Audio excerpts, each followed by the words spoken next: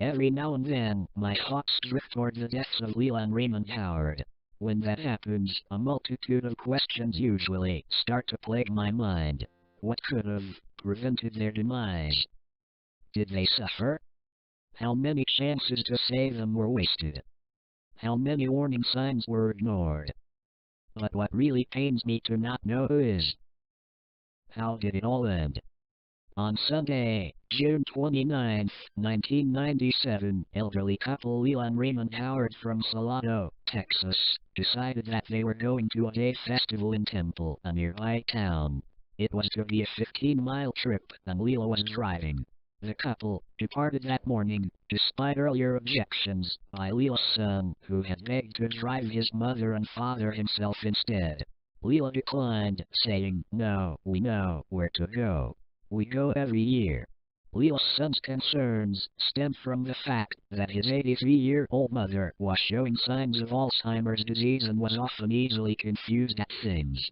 At one time, Leela even meant to show up at a local Walmart for morning coffee at 10:30 a.m., but instead arrived at 10:30 p.m., perplexed at why the son was not yet up. 88-year-old Raymond too was showing signs of mental deterioration due to a recent brain surgery done to combat a stroke and head injury. Leela and Raymond, though, were not aware of their severe mental decline and left for the festival that morning without even telling their other adult son, who lived just next door. The afternoon passed and the Howards didn't return home. However, at a local Walmart in Temple, a greeter there remembered seeing Leela and Raymond coming in for coffee during the afternoon. After that, the couple's movements could not be accounted for. The several children between the two had become immensely worried for their elderly parents' safety, so they contacted the authorities, and a missing persons bulletin was posted that day. The Howards remained missing. 3 days later on Wednesday, July 2nd, a newspaper article was published in the Austin American-Statesman about the missing couple, titled "Elderly Salado Couple Missing on a Trip to Nowhere." It read, "Leela and Raymond Howard are on a 4-day road trip into thin air." The Central Texas couple, in their 80s, with diminishing health, somehow have turned a 15-mile journey for a cup of coffee and a party into a 500-mile-plus misadventure with no known destination. That same day, a deputy in rural Arkansas pulled over Leela for driving with her headlights off, as it was nighttime. Leela and Raymond were 500 miles away from their original starting point in Salado, Texas. The deputy later noted that Leela was polite, gentle, and acted just like my grandmother. When Leela stated that they were trying to get back to Texas, the deputy noted that they were headed in the wrong direction if they were trying to return to that state, so he gave them directions. The deputy then asked Leela where she lived, but she could not remember. The deputy let them off with only a warning. The couple were pulled over again about half an hour later for driving with their high beams on. This deputy also let them go. Neither of the deputies knew about the newspaper article, nor that the Howards were missing persons. The Howards once again disappeared. The next day on Thursday, July 3rd, there was another article about the Howards. They had allegedly been spotted at a farmer's market in Arkansas, and authorities in 11 states were on the lookout for them. On Friday, July 4th, another article stated that authorities had narrowed their search to 3 specific counties in Arkansas. There were no further developments in the search until Wednesday, July 9th, when the couple's story was covered on the CBS Morning News show. Yet another newspaper article was published about the Howards in the Austin American-Statesman, making the front page. That article's editor, Denise Dumino, stopped by the Howards' house, and the signs of the couple's mental decay were obvious. There was folded clothing still laying on the couple's bed, as if they started packing for some sort of long trip. The television was unplugged and hearing aids were left behind in the bathroom as well as various toiletries. Even though the month was currently July, the Howard's calendar was still on the page for February. Perhaps most notably, the Howard's cat Happy was left behind, essentially abandoned. The couple's children and grandchildren were apparently unaware of how bad their parents' mental health had become. The search intensified as authorities employed dozens of deputies, carefully combed obscure back roads and brush areas, posted flyers, and questioned many civilians over a very large area. Helicopters were even later used in the search, and the search area grew to 1,000 miles from Solano, Texas. By then one of the Howard's grandsons had offered a reward of $1,000 for his grandparents' safe return. Tips came flooding in after the CBS morning show, but none led to the Howard's discovery. The next day on Thursday, July 10th, one of the Howard's grandchildren remarked in a newspaper article, "The hardest part is thinking that they are suffering or need us and we can't get to them." Another bleakly stated, "I just don't think we're going to find them alive now." Unfortunately, everyone's worst fears were finally realized on Saturday, July 12th, when the bodies of Leila and Raymond Howard were discovered in their car by hikers at the bottom of a 25-foot cliff just outside Hot Springs, Arkansas. Raymond was still in the passenger seat, but Leila was about 20 feet away in a ravine, still clutching her purse and car keys. Apparently after the car went over the cliff, she put her car in park, turned off her headlights, opened the passenger side door for her deceased husband, and crawled away to die of her injuries sustained in the crash. There were no skid marks found at the top of the cliff, indicating that Leila's car had driven straight off the edge. A crash scene investigator estimated that the car had been going around 50 miles per hour on the stretch of road leading up to the cliff. Leila likely didn't see the cliff edge or was in some other way distracted, or even became momentarily confused and lost the ability to safely drive. It is not known for how long the Howard's bodies remained undiscovered.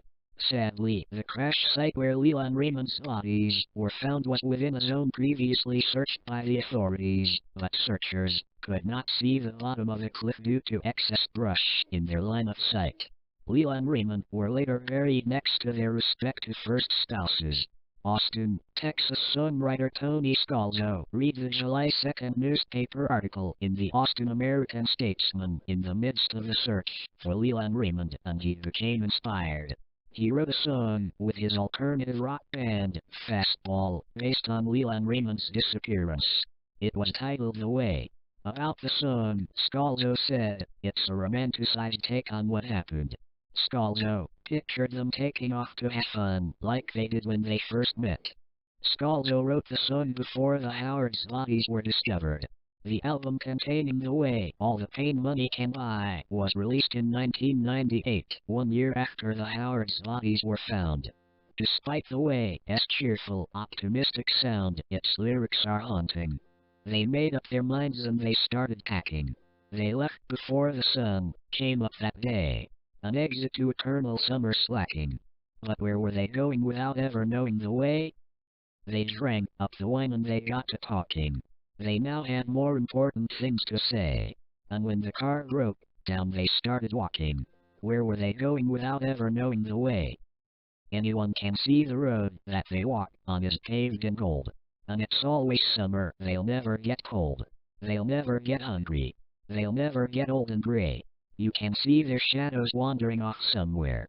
They won't make it home but they really don't care. They wanted the highway, they're happier there today.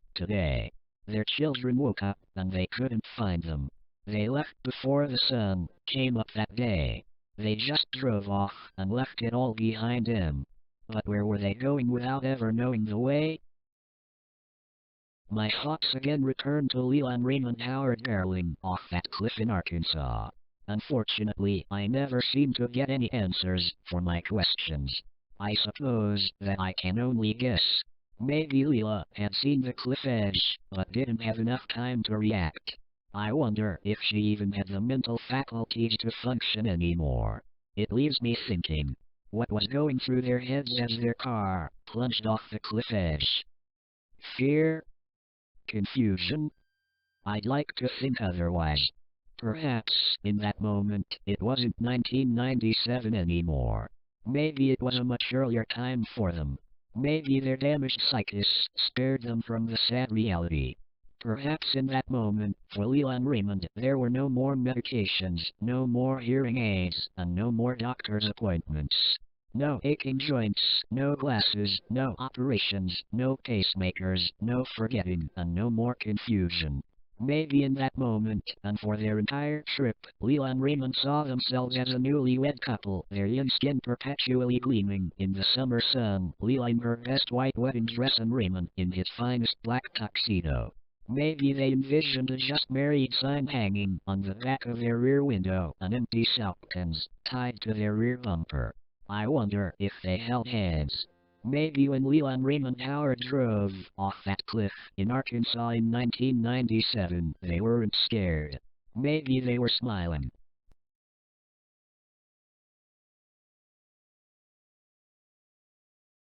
Ever tried to figure out what that thing that always lurks inside your mind was? Haunting your dreams? Eating you in your nightmare? Now you can finally face him, talk to him. But be careful. Who knows what can happen to you? It must be a new moon night in December. When it's exactly 1:28 in the morning, you must go to bed wearing plain white clothing. The same rule applies to your bed sheet.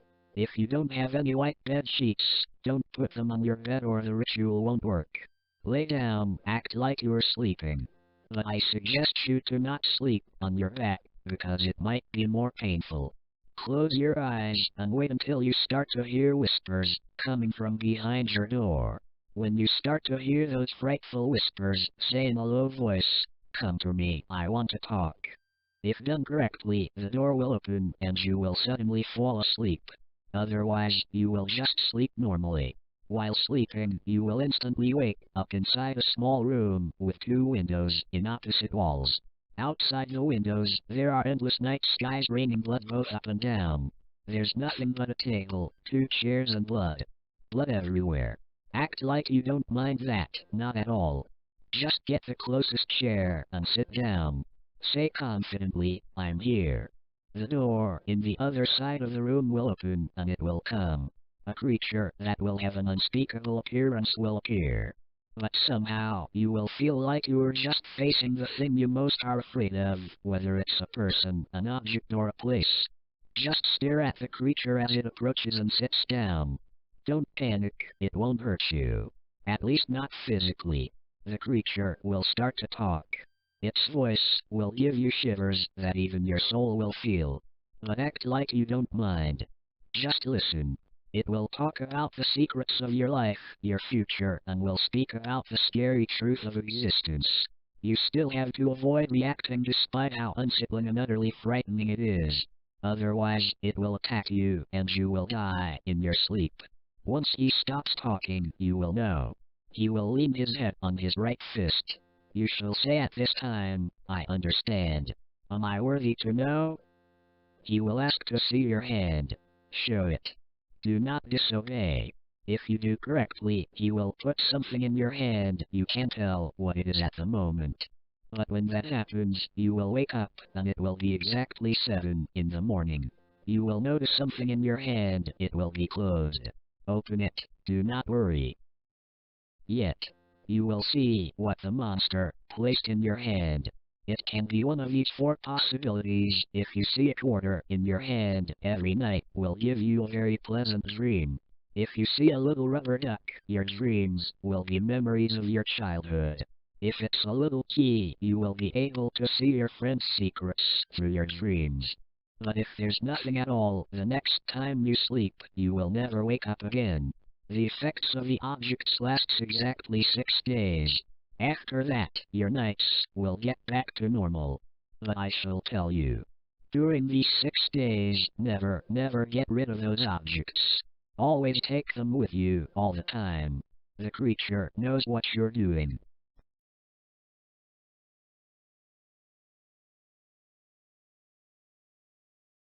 It was about a year ago now that my family and I took a vacation up north to the Catskill Mountains. At least, that's where we were headed. We packed up the old station wagon and left our home in Philadelphia. My dad had planned the trip because he wanted us to get away from the city and experience nature. It wasn't a pleasant ride, and being cooped up in the back seat with my brother made it even worse. We found an amazing amount of subjects about which to argue in the few hours we had been on the road. Dad threatened to pull the car over or turn around and drive home several times. I didn't care, because I didn't want to go on that stupid trip anyway. Unfortunately, his threats were nullified when the old Jeep broke down a few miles outside of Scranton. We were off the main highway in a wireless signal dead zone, and we were unable to flag down any passing motorists for assistance. Eventually, we decided to head for a town about half a mile up the road. My brother and I protested having to walk, but quickly agreed after considering that the alternative was just staying in the car while our parents went. It was a small town, full of two-story houses with white picket fences. I remember seeing a lot of vintage cars in the driveways as we walked. A man waved at us as he walked past and said howdy, strangers in a vaguely southern accent.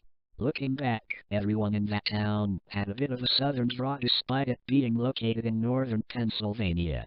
Eventually, we came across a diner near a gas station. The sun was setting, so we decided to stop to eat before asking for help with a car. The restaurant was cool in a retro sort of way. The waitresses wore paper hats and poodle skirts that looked like they came straight out of the 1950s. They also had a jukebox playing old music. I remember hearing the songs Mr. Sandman by the Chordettes and All I Have to Do Is Dream by the Everly Brothers. Even the menu consisted of food that would have been popular around that time period. The whole experience felt like time traveling in a sci-fi movie. After dinner, we went to the gas station to ask about getting the car towed. They said the truck was out on another job, but would be back by morning. In the meantime, we had to find a place to spend the night. Thankfully, there was a bed and breakfast in town which seemed rather cheery. Like the restaurant, it also seemed to be straight out of the 1950s. It was run by a married couple that appeared to be constantly smiling. The husband wore a Valiant sweater vest, while the wife wore a dress and spent nearly the entire time in the kitchen. There was even a baked cherry pie sitting in the window. When my dad was getting us checked in for the night, I overheard him talking with a guy about what happened to our car. He responded with strange phrases like, "Golly, that's a pickle," and "Gee whiz, I wish I could help ya, mister." Something about him just seemed off, and the same went for everyone in the town. They all just seemed too nice, I guess. Of course there's nothing wrong with being nice, but it just didn't come off as genuine. In the middle of the night, my brother and I awoke to the sound of rustling in the trees. We were both pretty light sleepers, but the strange nature of the town made us even more on edge. To investigate, we peered out the window and saw tall, slender figures moving through the trees about a block away. We thought it was just our imagination running wild, but then they came closer and we could see their eyes glowing red in the dim moonlight, their wolf-like snouts dripping wet, and their mouths full of long sharp fangs. There were about 5 of them that we could see.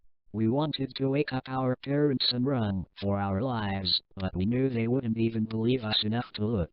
We had to do something, though, because as we looked at the beasts, we could tell that they saw us.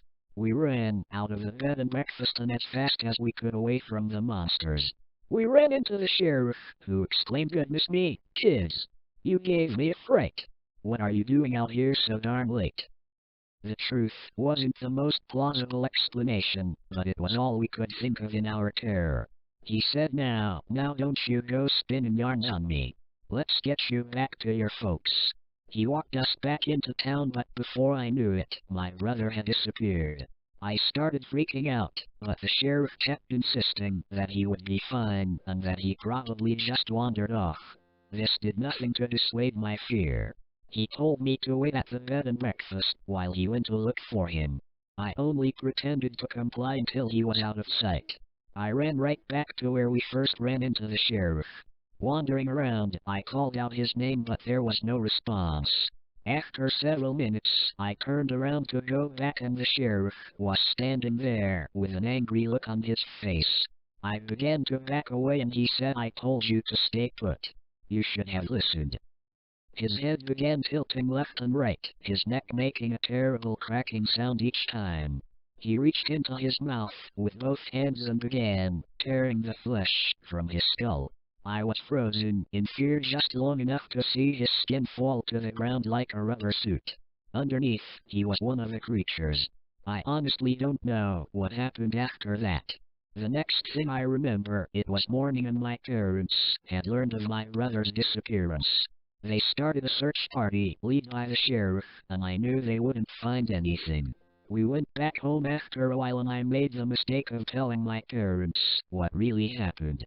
That is why I am currently living in a Philadelphia state mental health facility. My parents visit from time to time, usually telling me how they haven't found my brother but how they'll never stop looking. But yesterday my mom let something slip that I found very interesting. Apparently, that cheery little town that brought our family so much grief isn't even there anymore. She showed me a newspaper clipping about people having mysteriously disappeared in that area, causing it to become a local urban legend. If the rumors are to be believed, it's a ghost town that hasn't existed since the 50s. Even stranger, there are people who claim to have lived there as children. But there are different accounts regarding what state the town is a part of. On top of that, no one can remember the town's name or its exact location.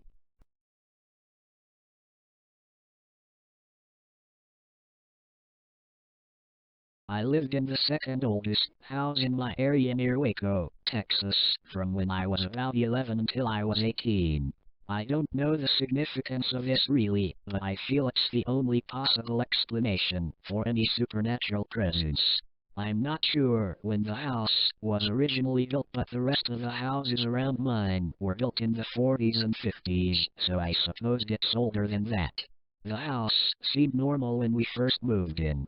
Only 2 families had lived there over the years, so it wasn't like there was a high turnover rate. In fact, no one really noticed or mentioned anything supernatural with the house. However, there was a secret room. This room was actually a selling point for my parents to help us deal with moving.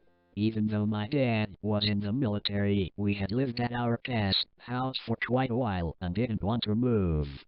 So of course, when my parents said there was a secret passage connecting one of the possible bedrooms with a secret room, we became excited about the new house. My sister and I fought for it, but I won because the other bedroom already had flower wallpaper up. When I first saw my room, I went straight to the closet to see the secret door.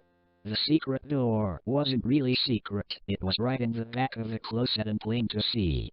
However, it was a lot smaller than any normal door. Even when I was only 11 or 12, I had to squat down to get in. It looked like it was made for a child to use. Another interesting thing was that the door handle was not really built into the door, it was just a handle added as an afterthought.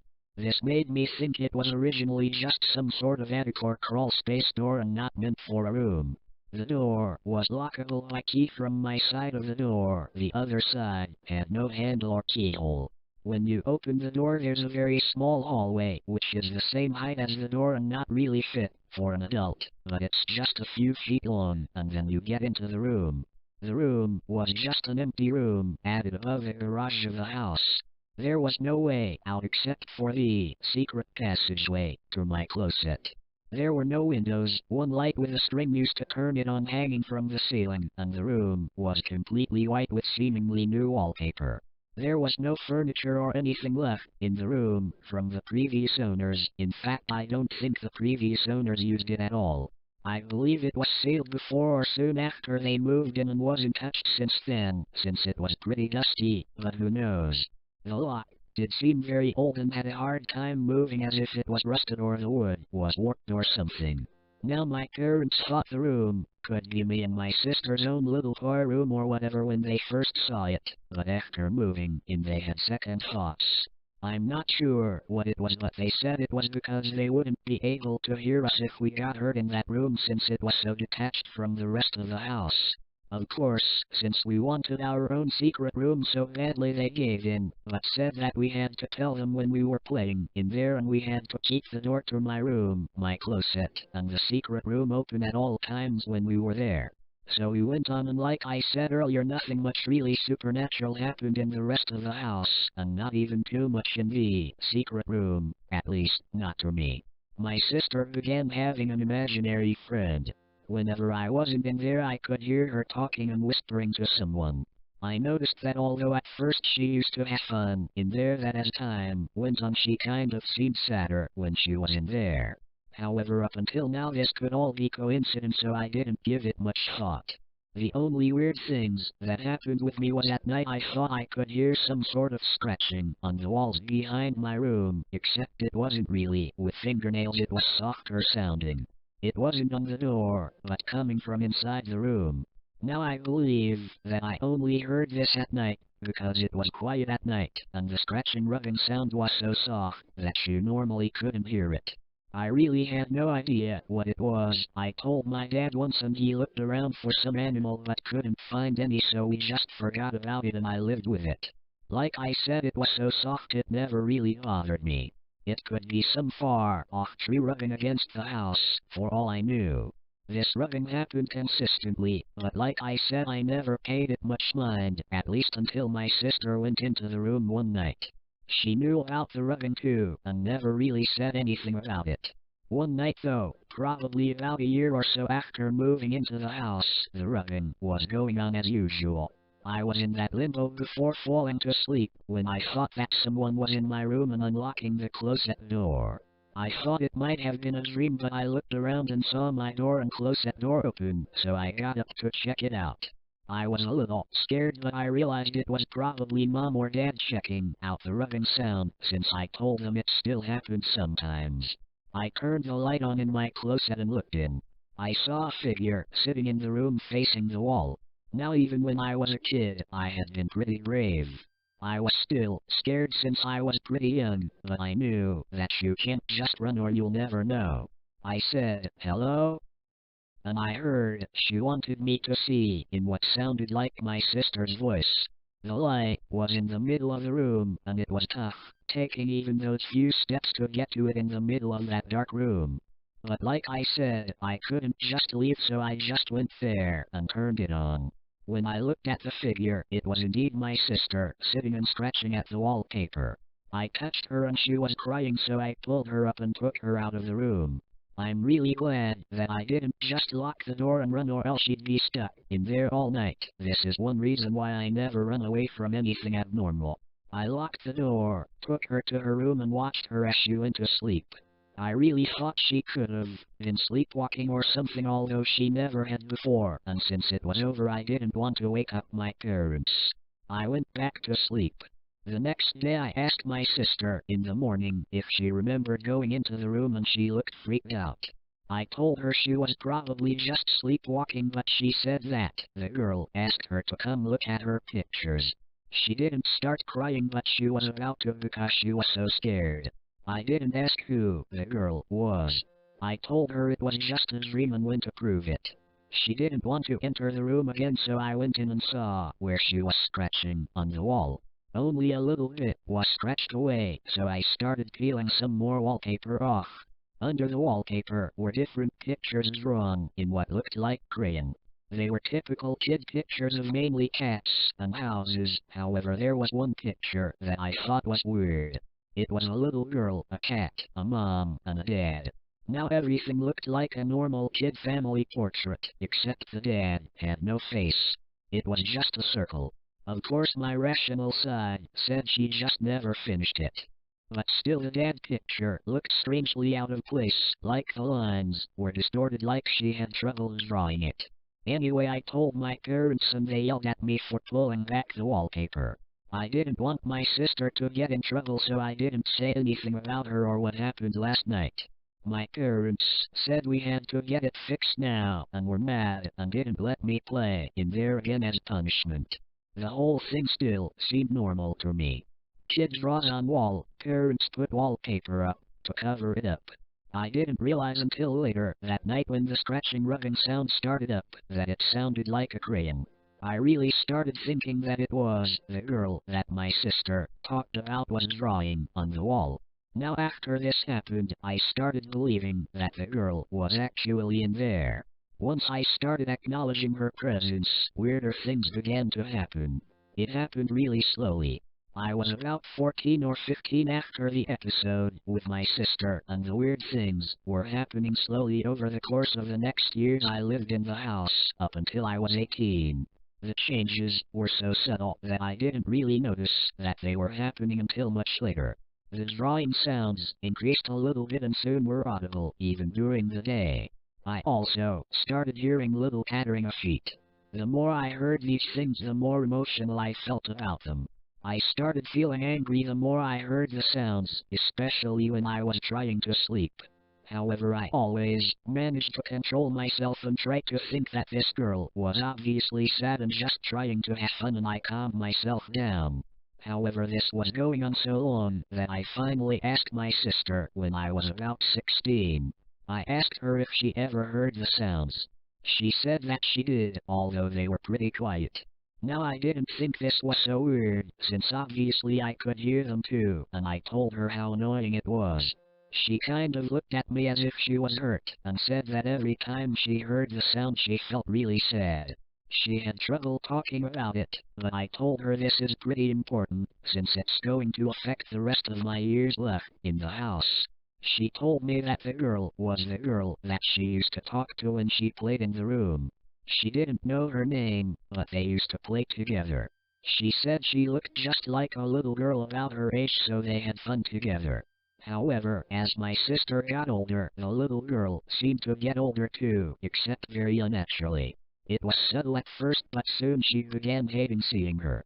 She said she looked as if she shouldn't have been alive anymore. I didn't really know what this meant. My sister said she wore the same dress the whole time, even when the girl grew out of it. I asked her why she went into the room that one night to find the pictures, and she said she really didn't want to, but the girl made her feel so sad and she'd do anything to help her out. However, this still freaked her out and I didn't ask any more questions. Things got worse every night, and I hated hearing that sound. I was so mad that she wouldn't just shut up so I could sleep. The weird thing was I was scared at the same time, since I knew that whatever it was in there wasn't actually alive anymore. What also freaked me out was that the sound didn't annoy my sister, but I guess she had more tolerance than I did. I asked my parents, who used to live here, and they said a family with 2 sons.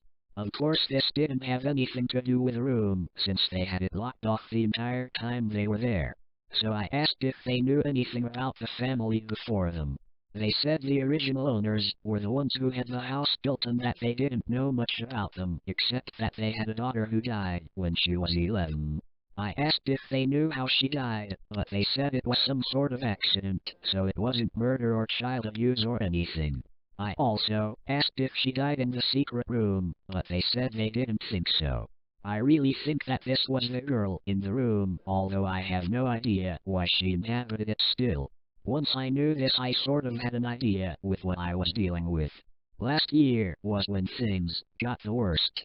I heard almost constant drawing and her jumping around inside the room. The footsteps sounded heavier and were louder. If I ever heard it, I'd pound on the door to the room and she'd stop immediately, but I'd hear soft whimpering or crying. She'd also start drawing again later on.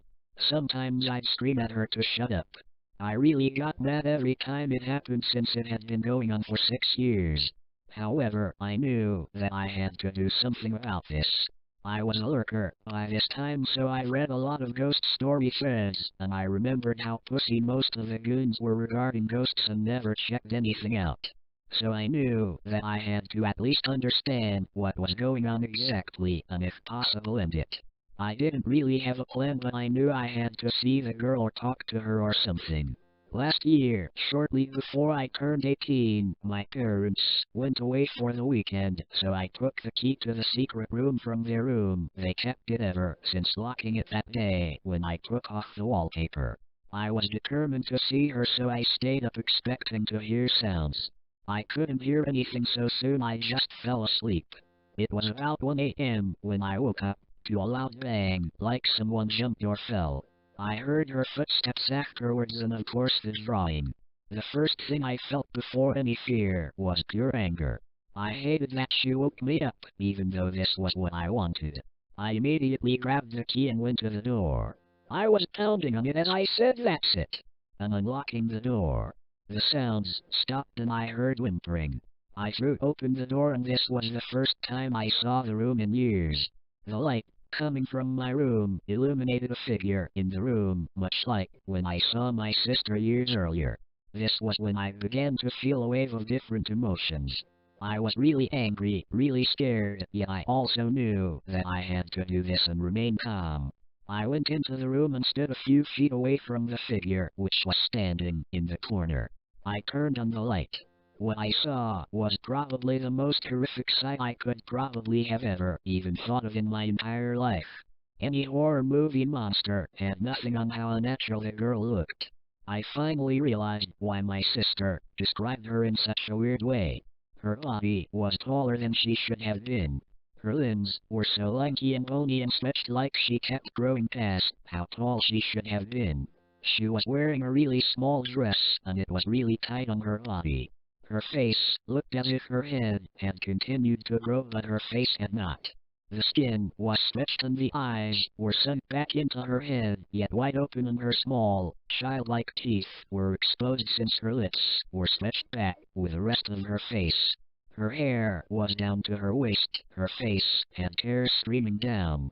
I took all of this in just a moment, and as soon as we met she let out a wail as if she was crying and moaning at the same time. It wasn't a loud wail like most people describe ghosts. It was pretty soft and it was as if she was in terrible pain, but I couldn't tell her expression since her face was so unnatural and stretched. As soon as I heard the wail, all the anger in my body was overcome by fear and I ran. I wish I could say I ran for a video camera, but I just ran. I know I've been talking about how much I hate when people don't investigate things, but I was so terrified that I ran. Once I got out of my room, I ran to my car and drove away and spent the night at a friend's house. Once I realized what happened, I was in a cold shiver and scared out of my mind for the entire night. I was too scared to go back home until my parents came home. I waited until they came back on Sunday, and then I came over. They asked me why I took the key and left the closet door open, and I just told them I wanted to see if I could sell any of my old toys on eBay. I took one last look in the room and locked the door. Ever since then nothing happened. I don't know why things stopped, but I'm always hoping it's not because I let her out like in The Ring or something and that she's really evil. Since nothing has happened since then, I do really hope that I helped her out in some way, but in all honesty I don't care. My parents moved after I went to college, and I have no intention of ever going back.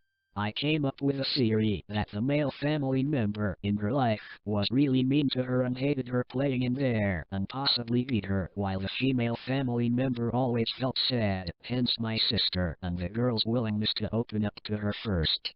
Anyway, like I said, that's just all theory, but it kind of makes sense. This all happened last year, and the more I think about it, the harder it is to remember. Sorry for typing such a long post. I didn't realize I had this much to tell.